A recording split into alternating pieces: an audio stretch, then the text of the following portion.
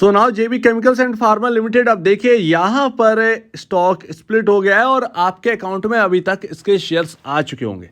Stock split होने के बाद 1485 रुपए का रह गया है और स्प्लिट होने के बाद भी इसके अंदर एक अच्छी खासी तेजी बनी रही और यहाँ पर 6 रुपए पर क्लोजिंग हुई है, यानी कि 6 रुपए प्लस में यहाँ पर जो है क्लोजिंग हुई है।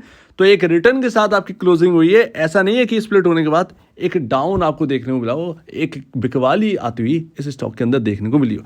लेकिन अभी भी यहाँ पर कुछ लोग यहाँ पर कह रहे हैं कि दुगना हो जाएगा ये स्टॉक। इसके पीछे क्या रीजंस है, यहाँ से क्या ये 2 गुना हो सकता है? तो अभी जेबी केमिकल का ये मंथली चार्ट है, ये मंथली चार्ट है और लमसम जब से लिस्ट हुई तब से लेकर अब तक का चार्ट है आपके सामने। और देखिए किस तरीके की मल्टी बैगर स्टॉक रहा है। ऑलमोस्ट अगर आप देखें 1999 में लिस्टेड हुई कंपनी, लगभग कुछ 3-4 रुपए 5 रुपए के आसपास का इसका प्राइस, और वहाँ से लेकर अब तक देखिए क्या जर्नी रही है। तो इस वक्त जो है वो हाईएस्ट लेवल पर है और ऑल टाइम हाई पर ये स्टॉक ट्रेड कर रहा है। तो अभी यहाँ पर जो है स्काई जो है वो इसके लिए अभी ओपन है। और अगर देखें तो ऑलरेडी एक मल्टी बैगर साबित हुआ है। किसी भी समय अगर आपने लिया होगा, इवन अगर आपने इस कंसोलिडेशन के फेज में भी लिया होगा, 2020 से 2021 के टाइम भी अगर आपने लिया हो, कुछ समय लगा होगा और यहाँ पर आपका जो है वो ऑलमोस्ट डबल हो गया, ये स्टॉक डबल हो गया। तो आपको अभी भी एक बेहतरीन रिटर्न दे रहा है कम समय में। और जिसने भी लंबा एक वक्त दिया है इसके अंदर, उसने तो यहाँ पर काफ़ी अच्छा पैसा बनाया है। तो अभी इस कंपनी का मार्केट कैप देखिए तो 22,976 करोड़ का है, यानी कि मार्केट कैप अच्छा खासा ये कंपनी ओन करती है। और इसके फंडामेंटल इंडिकेटर्स ये कह रहे हैं कि पी रेशियो है आपका 51.48 का, इंडस्ट्री चल रहा है 38.46। अब हमें ये देखने को मिल रहा है कि यहाँ पर इंडस्ट्री के कंपेरिजन, यानी कि पीयर कंपेरिजन, इसका पी रेशियो हायर साइड है और यहाँ पर ये स्टॉक थोड़ा सा महंगा दिखाई दे रहा है, हाई वैल्यूएशन यहाँ पर देखने को मिले। लेकिन ये हमें समझ में आएगा जब हम कंपैरिजन करेंगे इसकी बुक वैल्यू, इसके पी रेशियोज, तब हमें समझ में आएगा। और इसकी नेट सेल, और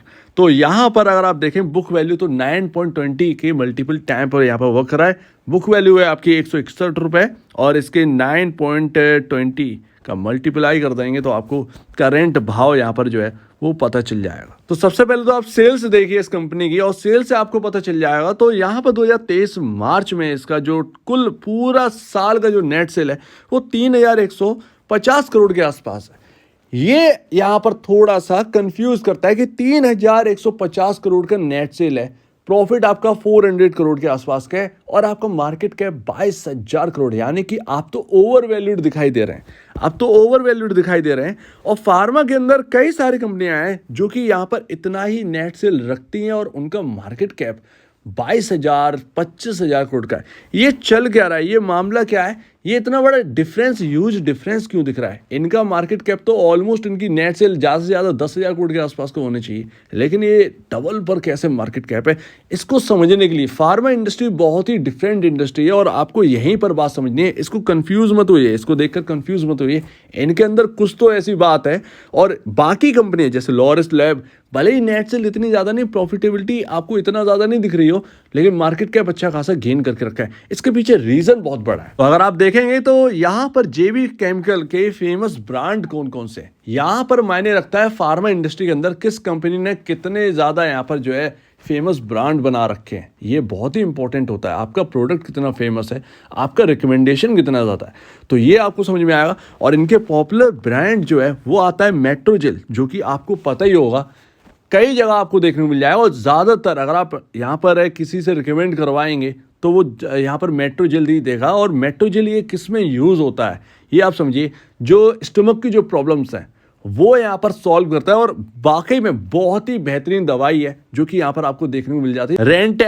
रेंटेक आपको देखने को मिल जाता है। और बाकी इन दोनों के मैंने ज़्यादा देखा नहीं है, लेकिन मेट्रोजेल और रेंटेक मैंने देखा है जगह जगह, तो ये पता है। और यही इसमें अगर आप देखें तो 80-85% जो एक ड्राइविंग फैक्टर है इस कंपनी के अंदर वो यहाँ पर देखने को मिलता है। यही कुछ जो पॉपुलर ब्रांड्स जो इन्होंने बनाए हैं वो 80-85% इस कंपनी के अंदर वेटेज रखते हैं। ये 2020 मई के हिसाब से, ये 2020 मई के हिसाब से। लेकिन वाकई में मेट्रोजेल आप ये समझिए एक तरीके से मोनोपोली है। और अगर आप इनकी रैंक देखें तो आपको पता चलेगा ये 6 मई 2022 को कंपनी बोल रही है कि 25वीं रैंक है इंडियन फार्मास्यूटिकल मार्केट के अंदर जेबी केमिकल्स की, और हम ये टॉप 20 में लाना चाहते हैं।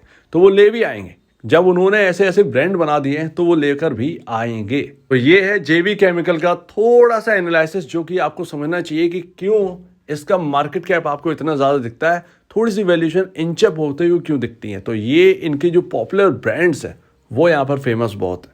तो अभी यहाँ पर अगर आप देखेंगे तो पी रेशियो सबके सब अगर आप देखेंगे तो ज़्यादातर आपको मिलेगा 32, 34 ये फार्मा के अंदर, और काफ़ी कंपनियों के आपको देखने को मिलेंगे 60 to 70। तो अपना अपना है, वो मार्केट जिसको यहाँ पर तवज्जो देता है वो यहाँ पर बढ़ता ही है।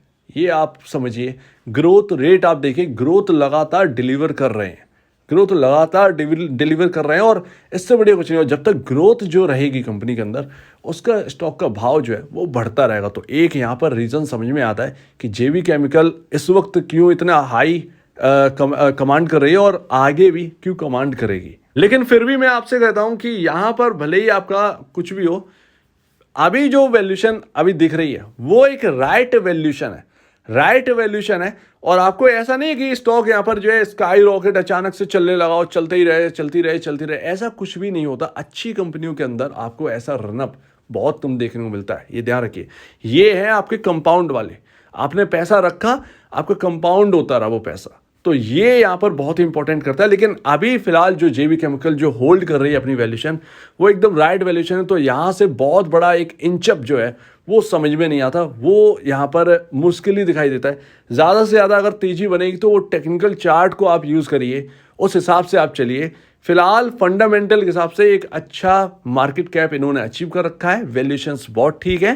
लेकिन यहाँ से और इंचअप होगा, बहुत ज़्यादा इंचअप होगा, डबल होगा, डबल होगा, किसी वक्त तो डबल हो गई, इसमें कोई शक की बात नहीं है, किसी वक्त तो डबल हो गई। लेकिन वो ये वक्त नहीं है अभी डबल होने का, ये टाइम नहीं है डबल होने का। डबल होगा ये स्टॉक, लेकिन ये समय नहीं। भले ही वैल्यूएशन यहाँ पर बिल्कुल सही जगह पर हो, लेकिन चार्ट जो है ना वो थोड़ा सा डिफरेंट है। वो थोड़ा सा डिफरेंट क्यों है, ज़रा आप देखेंगे यहाँ पर ये लगातार जो है वो एक ट्रेंड लाइन से चल रहा है। ये स्टॉक लगातार आप देखिए किस तरीके से ट्रेंड लाइन को फॉलो कर रहा है, लगातार लगातार। तो ये इस वक्त इस स्टॉक के अंदर बना हुआ है, और इस स्टॉक के अंदर सबसे इंपॉर्टेंट लेवल है 1460, 1460। ये बहुत ही इंपॉर्टेंट लेवल है, क्योंकि यहाँ पर अगर आप देखेंगे तो एक अच्छा खासा आपको एग्जाम्पल देखने को मिला है। टॉप बन गए थे दो, वहाँ से एक अच्छी खासी गिरावट आई, लेकिन वो गिरावट सुधरती है और वापस हमने एक अच्छा खासा इंचअप देगा, उस लेवल को क्रॉस कर दिया, उस लेवल को क्रॉस कर दिया। तो वो बहुत इंपॉर्टेंट है। तो वो लेवल आपका जो है 1468 है, लेकिन 1460 आप लेकर चलिए इसको।